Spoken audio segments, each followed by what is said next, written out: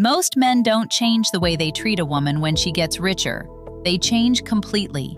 And they do it without noticing, without deciding, without admitting it to themselves.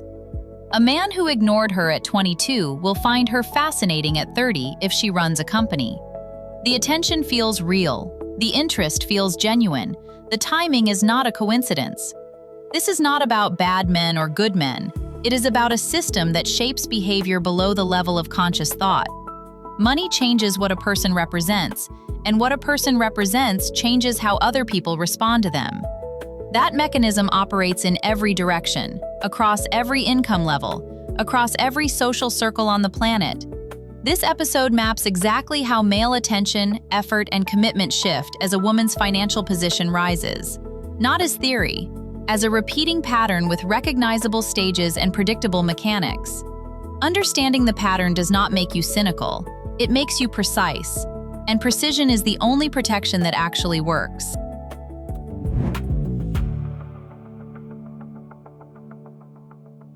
At zero net worth, she is pleasant company and nothing more.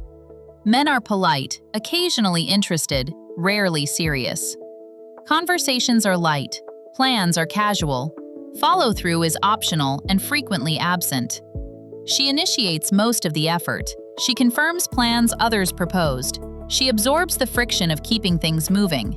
This is not because she is unworthy, it is because she has not yet accumulated the financial signal that reorganizes male behavior around her. At this stage, men calibrate their investment of time against a future they cannot yet picture with her. She exists in their lives the way a book exists on a shelf, noticed occasionally, not yet opened with intention. The men who are fully present at this level, the ones who see her before the signal is visible, are rare and they are real. But the majority of the male market is quietly waiting for information it does not yet have. That information is not about her character, it is about her trajectory, and trajectories take time to reveal themselves.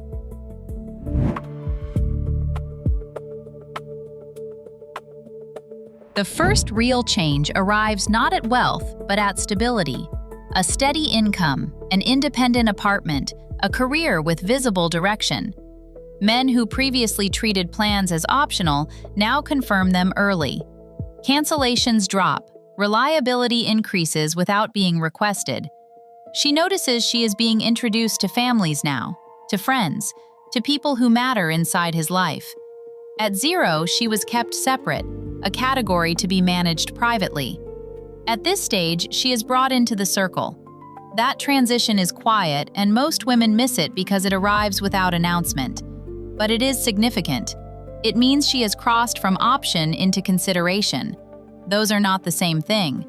The trap at this level is mistaking consideration for commitment. A man who is considering her has not yet chosen her. He is recalculating.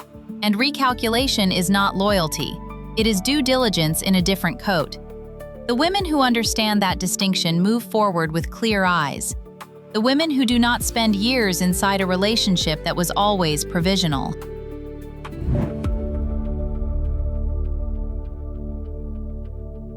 At a six-figure income, something in male behavior flips in a direction she did not expect. He starts asking what she thinks, not as courtesy, as genuine inquiry, because her opinion now carries economic weight he can measure. He is on time. He is prepared. He remembers things she mentioned weeks ago because forgetting is now a cost he is unwilling to pay. A low current of territorial awareness runs through his behavior at social events. He is aware of who is talking to her and for how long. This is the first stage at which she is being actively protected rather than passively tolerated. But something else arrives here that nobody prepares her for. A new category of male attention appears. The men who want proximity to what she is building. They do not want her. They want a seat at the table she is constructing. The access, the network, the credibility her trajectory provides. The warmth is genuine on the surface. The generosity feels real. But underneath, an accounting is running. She will not see the accounting until she creates a situation that makes it visible. And by then, some decisions will already be difficult to reverse.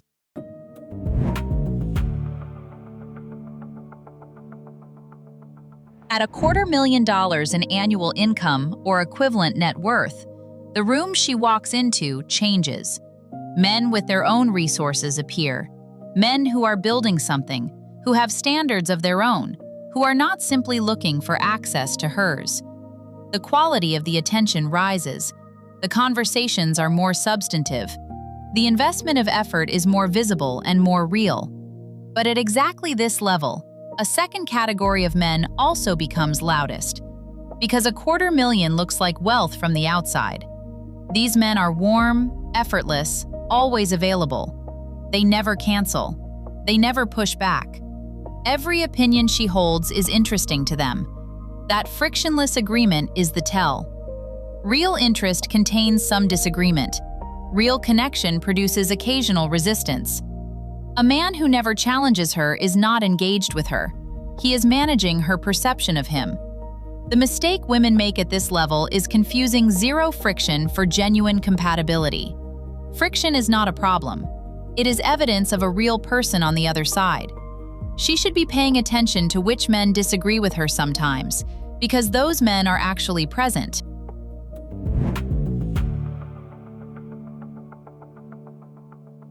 At $500,000, a clean division appears that was blurry at every level below it. The first type of man has his own financial architecture. He is not moved by her net worth because he is not in a position of scarcity relative to it. When she talks about her portfolio, he engages with the strategy, not the number. He challenges her assumptions sometimes. His life would be full without her in it. He is looking for someone to build alongside, not someone to absorb into an existing plan. The second type arrives with warmth and attention and genuine seeming interest. He remembers her details. He shows up consistently. He is excellent company. He has also quietly mapped her assets, her income trajectory, her social network, and the structural value she could add to his life. Not because he is calculating in a conscious way, because human beings facing opportunity assess it, always. Both types feel almost identical in the first months. The only diagnostic is cost. Place a real cost on being with you: time, effort, inconvenience, social friction. The first type absorbs the cost without recalibrating. The second type begins adjusting the calculation.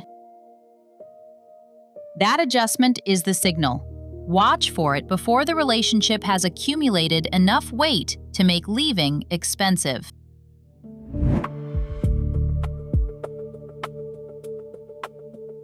At 7 figures, she tells no one the number, but the men around her know anyway. Not because she disclosed it, because the way she moves through the world has changed. The decisions she makes without hesitation, the things she no longer explains or apologizes for. Men read financial confidence the same way they read physical presence. It registers below language, before conversation, faster than thought. The men who were already in her life reorganize around the new signal without acknowledging they are doing it. Attention intensifies. Availability increases. Long-term language enters conversations that were previously careful to stay in the present tense. New men appear who are exceptionally patient. They are not in a hurry. They show up at the same environments across months. They are easy to be around and never demanding. That patience should be the warning, because patience at this level is rarely virtue. Patience at this level is a strategy for a position that takes time to acquire.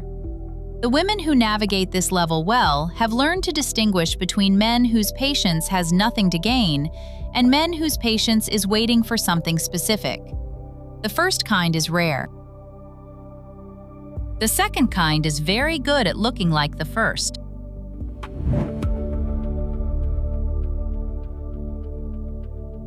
At $5 million, the performance that characterized every previous level quietly drops away.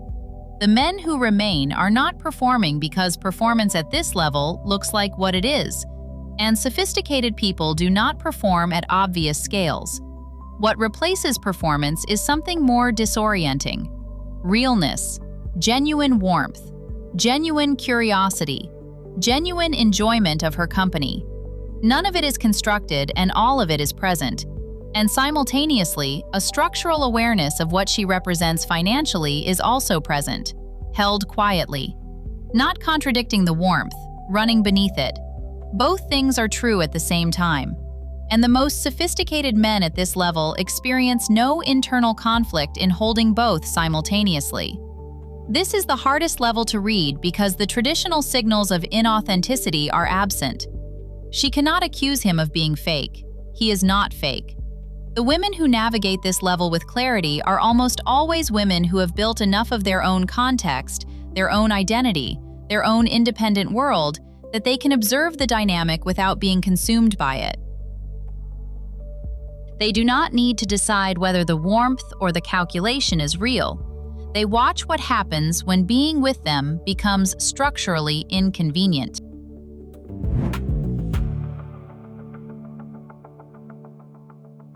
At 25 million, no one is in the room by accident. The social environments she moves through at this level are curated, managed, and quietly deliberate in a way that looks entirely organic from the inside. The men she meets have done preparations she cannot detect. They know her professional history, her network, her public positions, her organizational affiliations.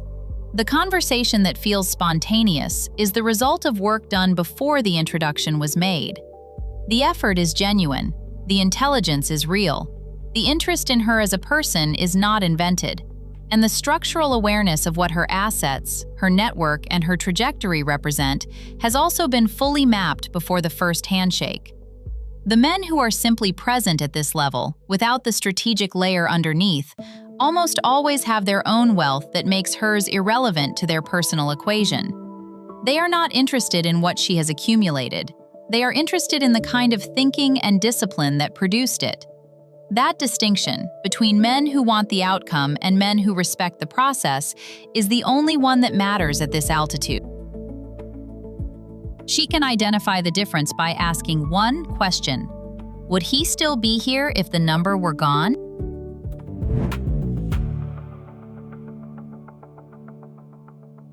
At 50 million, the mechanics of pursuit have been replaced entirely by the mechanics of access and positioning. Nobody approaches directly. Nobody needs to. The introductions flow through networks she did not build herself, through channels that exist specifically to facilitate this kind of meeting. Everything feels natural. Almost nothing arrived naturally. The men at this level are the most complete versions of every dynamic that appeared at every previous stage. The warmth is real. The structural calculation is also real. The sophistication to hold both without discomfort is the defining characteristic of everyone present. The relationships that survive at this altitude share a single recognizable feature. They existed before the number reached this size. The man who was present at 6 figures or at 1 million, who stayed through the growth, whose attention did not reorganize itself as the asset base expanded, that man's presence at 50 million requires no analysis. He was there before it was worth being there. That fact cannot be manufactured retroactively. Everyone who arrived later is not wrong for arriving, but their presence is explained by what was built. And explanations are not the same as foundations. The foundation is the person who showed up when there was nothing to explain.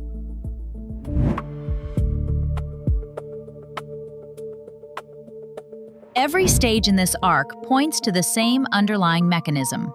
Money does not change what people want from each other at the human level. It changes what a person represents inside the economic and social system they both move through. As that representation shifts, the behavior of the people around them reorganizes to match the new signal. Automatically, without conscious decision. This is not a cynical observation. It is a systems observation. And systems respond to incentives whether or not the individuals inside them are paying attention. The practical implication is not distrust. The practical implication is precision. She who understands the mechanism can read the room at every level, rather than being shaped by it without knowing she is being shaped.